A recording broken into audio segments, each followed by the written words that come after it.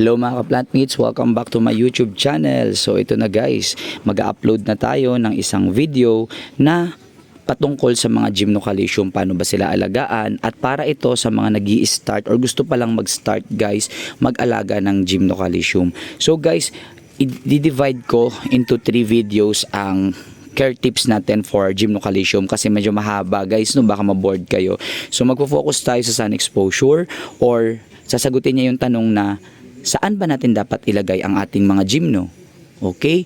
Pangalawa, watering. Nasasagutin natin yung katanungan na gaano ba kadalas magdilig ng gymno. Ayan. And tatlo is the soil mix. Of course, sasagutin natin, sir, ano ba yung gamit yung soil mix para sa kanila?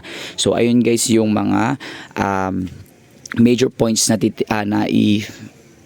magiging content nitong ating mga videos sa mga susunod pang mga videos. So guys, mag-focus muna tayo sa pinakamahalaga na kapag meron ka nitong gantong setup or nasunod mo yung gantong setup, hindi ka na mahihirapan. Setup means kung saan mo ilalagay yung mga halaman mo.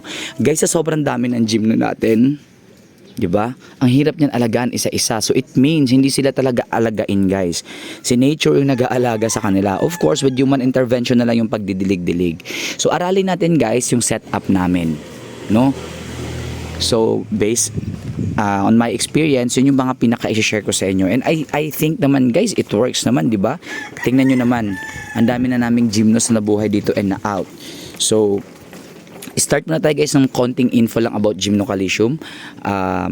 Sila po ay family ng cacti and marami silang patterns, like iba-ibang kanilang tinik, iba-ibang kulay ng kanilang pigment na kayang i-produce. Kaya sobrang daming naaaliw sa kanila guys. And aside from that, marami din silang species, no? Meron tayong gymnocalycium daydream. Para silang ano guys, isda, parang guppies, ang daming strain. Ganon din ang mga gymnos. Meron tayong dragon's egg. Meron din tayong Somjid. Sobrang dami nila. Kaya para silang Pokemon guys na collectibles. Kaya ang daming nababaliw sa kanila. And of course, hindi pa patalo ang kulay ng mga gymnos. Pangalawang common na tinatanong sa akin, paano sila paramihin? Dalawang paraan guys. Asexual reproduction and sexual reproduction. Doon muna tayo sa asexual. Ang asexual guys, it means nanganganak lang sila. Ayan no. Hindi kailangan ng pag-transfer ng pollen. Ayan, mga pups ang tawag dyan. But guys, good to know, hindi nyo pwedeng itanim lahat ng pups. One good example, itong magkatabing ito. Anong na-observe nyo guys sa dalawang yan? Yung isa fulvar means walang halong green pigment. Yung isa may green. Ang pwede lang itanim sa lupa is yung may green. Kasi yung green pigment, yan yung chlorophyll. Siya lang yung kayang mag-capture ng light from the sun. Mostly no sa mga halaman. Yung iba naman kaya, pero siya yung pinaka dominant when it comes to photosynthesis. So, anong pwede mong gawin sa mga yung ibang collector guys, tinatapon yan kasi tinatamad silang i-graft, no? Yan yung technique sa mga fulvar. So guys, second naman is the asexual reproduction. Ito yung i-cross-pollinate mo or ita-transfer mo yung pollen ng one plant to another. Kagaya neto guys, hanap tayo ng bloom ngayon. May bloom ngayon. Namumulaklak sila guys. Ayan, sarado pa nga laang. Ito yung cat's eye, nagbulaklak siya guys. Kunwari, may namulaklak at kunwari namulaklak din to. Ita-transfer mo yung pollen, makakaproduce ka ng seed pod. This one. Ayan, pag binukas mo yan guys, binuksan, ang dami niyang seed sa loob. So yun yung sexual reproduction. Itatanim mo yun, then sana mabuhay, sana mabuhay. Meron ka ng gymnos. So, nasagot na natin guys kung paano sila paramihin. Punta na tayo sa pinakamahalaga guys na dapat maging content neto. Saan dapat sila ilagay? Number 1 guys, hanapin nyo yung pinaka-warm na area ng bahay nyo. But don't get me wrong, hindi sila okay i-direct sun. Yung alam niyo yung direct sun guys, katulad nito, direct sun tong area na to. Ayan wala kasi tong harang. So dapat guys, tingnan niyo yung setup namin, gumamit kayo ng UV sheet, no? Para i-filter niya. Tingnan niyo guys, nabawasan niya yung intensity ng heat pero warm. Ganun ang gusto ng gymno kasi warm loving sila ng mga halaman. Pagka ganyan ang setup nyo guys, magugulat kayo, mag-intensify ang kulay nila, mas mabilis silang magbulaklak, mas mabilis silang mag-anak, mas mabilis silang lumaki dahil maganda ang root system nila. Okay? Dahil ganyan ang setup nila, mabilis mag-evaporate yung water, mabilis matuyo, iwas sa pagkabulok. Pangalawa, ang setup dapat maganda ang airflow. So hindi namin guys tinakpan lahat. Ito no, meron kaming bukas dito na part. Papasok yung hangin. Ayun pa. Meron ditong bukas na part. Wait. Oh. Para papasok dito, mahalaga pa rin ang airflow guys. Kahit sa anong halaman, magandang airflow. So, tingnan nyo guys, babad na babad sila sa init but not direct sun. Kasi marami nagsasabi, sir, akin nga, dinadirect sun ko, okay naman. Baka kasi ang gymno nila is green, yung mga ganitong green. Kaya talaga niyan guys sa direct sun, pero may chance pa rin yan na masunog.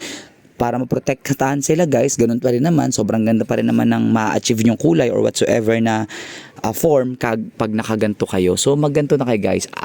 Ang tawag natin dito guys is kinokontrol natin yung ibang factors such as sunlight, rain, na wag silang madirektang ma-ROS or rain or shine setup. Ayaw natin actually ng ganun kasi intense sa Philippines guys. Pag mainit, sobrang init. Pag maulan, sobrang lakas naman ng ulan. 'Di ba? So kapag ganyan ang setup nyo guys, nako, maa-achieve nyo to. Ganyan lang. Hindi kailangan pahirapan ang care tips guys. Hindi kailangan ang dami mong ritual na gagawin. Number 1 mong iisipin, saan mo ilalagay ang iyong gymno. Tingnan mo guys, oh, babad na babad sila sa liwanag. No? Pero naka-filtered light sila. Dahil ang enzyme nila is active kapag naiinitan sila or warm talaga. Sa Thailand guys, sobrang iinit doon. Ayan. I hope guys na yan muna ang pagfokusan nyo. Saan sila ilalagay. Bawat halaman guys is may kanya-kanyang sun exposure. Hindi lahat ng halaman ay pwede sa ganyang setup. Example, Haworthia. Ayaw nila ng ganyan. Kaya mahalaga na alamin mo muna ang sun exposure ng halaman na gusto mong i-collect. From that guys, sobrang dali na lang nilang alagaan. Susunod na natin guys ang watering, soil mix, ayan, at iba pang mga related topics sa paghahalaman at sa pag-aalaga ng gymno. So kung may question pa kayo guys, comment lang kayo below and pa-heart na rin or pa-heart, hindi pala to YouTube pala to. Pa-subscribe na rin guys and pa-like ng ating videos. Maraming salamat guys sa pagsuporta sa Ikagay. Doon po yung aming FB page. Doon kami guys nakipag-communicate sa aming mga viewers and sa pag-support guys sa aking TikTok, sana pwede magbanggit doon. So ayun guys, again, kung may question kayo guys, comment lang kayo dyan below, sasagutin natin yan. I hope may natutunan kayo sa ating short video guys. Again, hindi kailangan sobrang komplikado ang paghahalaman kasi instead na ito yung stress reliever natin, baka dito pa tayo mas stress. Dagan salamat mga ka-plantmates, bye bye, sana wala akong nakaligtaan sa sun exposure. Tingnan nyo guys kung gaano kainit. Yan ang gustong gusto nila.